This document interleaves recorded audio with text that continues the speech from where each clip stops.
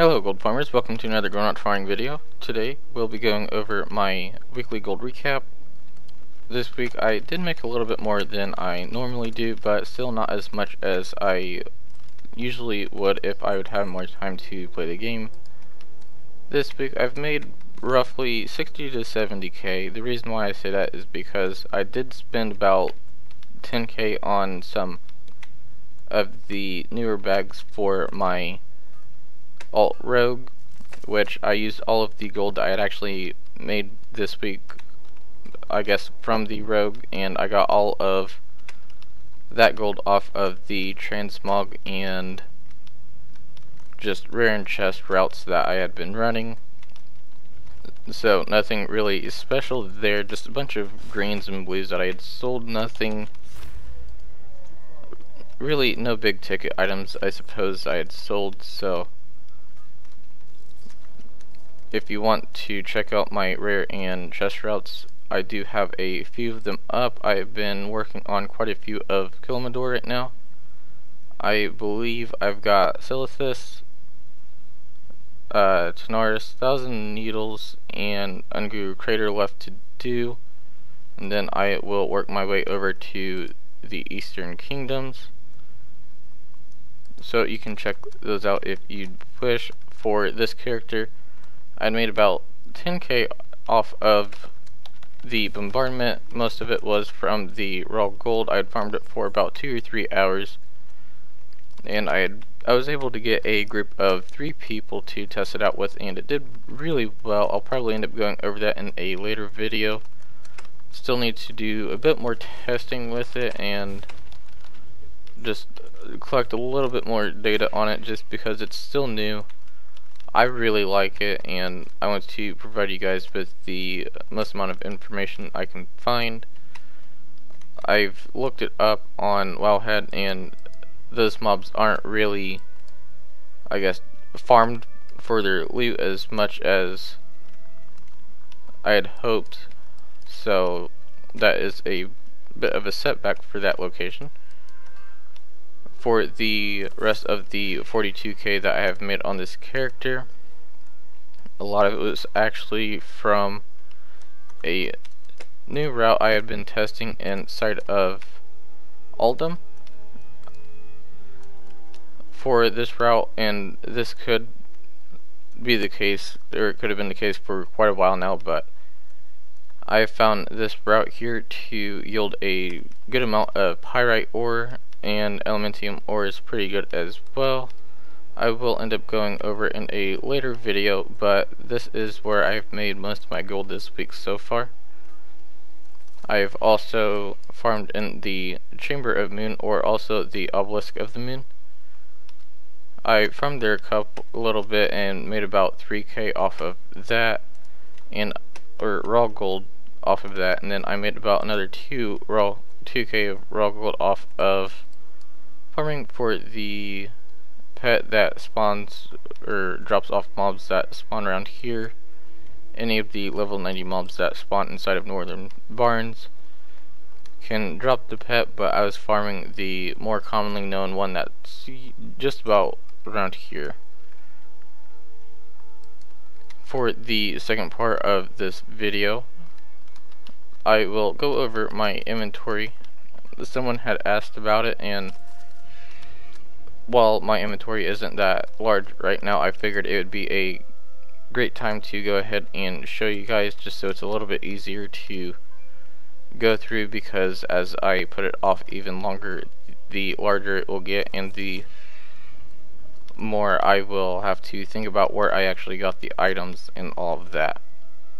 So right now, on this character, this is basically about all the inventory I have on this one. I usually send all of my stuff over to my alt. For the most part, most of the Quarium ore I have gotten on this character so far, I did one Quarium ore group farm, and the rest was just from farming a bunch of random routes that I've been testing. Same with all of the Adamantite ore and Fel Iron ore, just a lot of that was from routes I've been testing.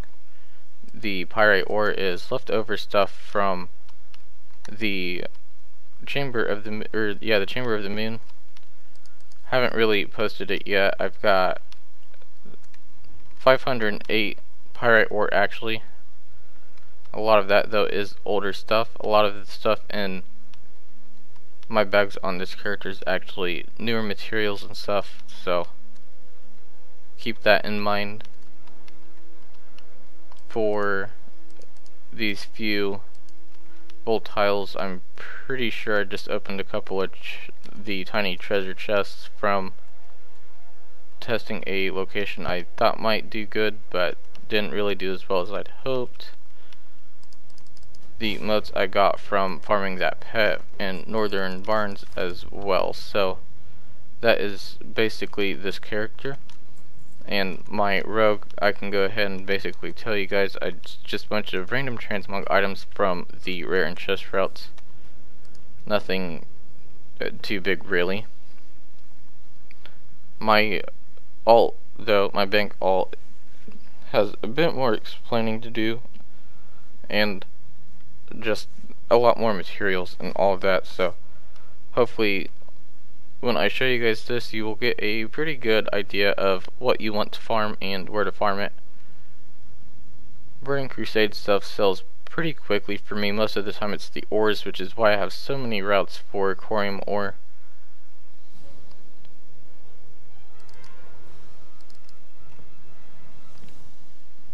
I do recommend that you try out the Obelisk of the Moon and the Bombardment, however. I do have videos covering those. Those two are right now my two best yielding profitable guilds or farms right now. So you've got this to look forward to if you're wanting to know, I guess, where I got my gold now. As far as a lot of these other guides and materials and all of that, I usually just kind of save on to like the primal mana and all of that. I'll just kind of hold on to that stuff to sell later, mostly because I don't farm it very often, so I would rather hold on to it and sell it when I sell a bunch of my other stuff that I don't typically farm a lot of. That way I'm not always going out and farming a bunch of stuff that I don't really want to farm. Unfortunately, my game has been lagging again a little bit. I assume it's just because the weather. A lot of people are just starting to use the internet a lot more, and the time I am recording this is a really bad time because a lot of people are starting to get home and use the internet, which that's always fun.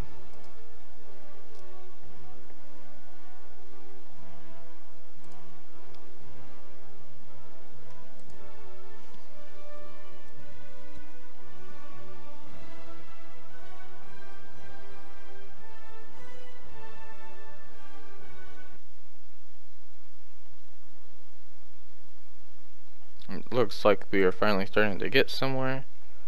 This is another reason why I don't typically post a whole lot. I live out in the middle of nowhere, and my internet isn't necessarily the best, so it is a little irritating to swap back and forth for my characters, so I'll usually just typically farm a bunch of materials on whichever character I'm on. I'll try to stay in the area I'm at. Sometimes I'll move and all of that and go to different locations, but for the most part I do try to stay in the general area or expansion. So for the Abyss crystals, I've actually recently gotten all of these. I had up to, I believe it was 950 or something like that, and then I used them for Frostweave bags or the Bolt of Imbued Frostweave so I can craft the Frostweave bags. I was going to try to get some of those on this week, but I never got around to it. I do want to go over the shuffle for this, but I do want to do a bit more research on it and make sure that nobody will actually get banned from it, because it is pretty much a exploit, and I want to make sure it's not something that's going to get anybody banned before I really share where I got it. So first of all, you see that I have some of these Noble Garden Bunnies from the Easter event. I've got a total of 11 of them. I still haven't sent the rest of them over from my alt druid. I need to do that. I've got a little bit of spider silk. Need to go out and farm more of that. I've got a ton of rune cloth. I just bought all of that off the auction house. I didn't go out and farm it.